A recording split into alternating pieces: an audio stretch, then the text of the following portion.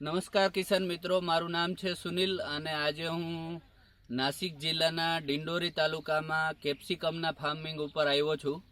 તો અહીં આપણે માહિતી લેશું કે કેપ્સિકમની ખેતી કઈ રીતે થવી જોઈએ. તો અહીં તમે જોઈ શકો છો કે આ એકદમ શેડનેટવાળું ફાર્મિંગ છે. સ્ટેકિંગ કરેલું છે ફાર્મરે અને સિજેન્ટા કંપનીની પેલાડીન વેરાયટી લગાવેલી છે.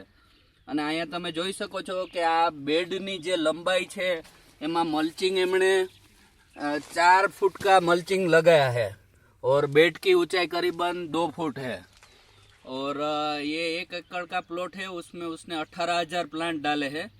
और ये जो पेलाडीन वैरायटी है वो फार्मर 20-25 साल से लगा रहे हैं. उसका बेनिफिट ये है कि इसका जो फ्रूट है वो इधर से कटता है, तो ये एक्सपोर्ट क्वालिटी में माल जाता है. फ्रूट में काफ़ी अच्छा फमनेस है और हर इंटरनोट्स पे इसमें फ्रूट लगते हैं. ये यहाँ पे आप देख सकते हो और उसकी काफ़ी अच्छी क्वालिटी होने के वजह से इधर के फार्मर हर साल पेलाडीनी लगाते हैं. तो આપણા માટે આ ફાર્મિંગ એટલા માટે જોવાનું છે કે મલ્ચિંગ અને માથે શેડનેટ હોય તો દરેક પ્રકારની ઇન્સેક્ટ અને રોગજીવાત સામે સારું રક્ષણ મળે છે.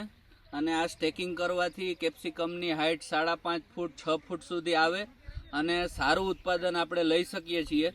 તો આ વિડીયો જોઈ અને આપણે ઘણું બધું શીખી શકાય એવું છે અને આપણી ખેતીની અંદર ઇમ્પ્લિમેન્ટ કરી શકાય એવું છે. આભાર.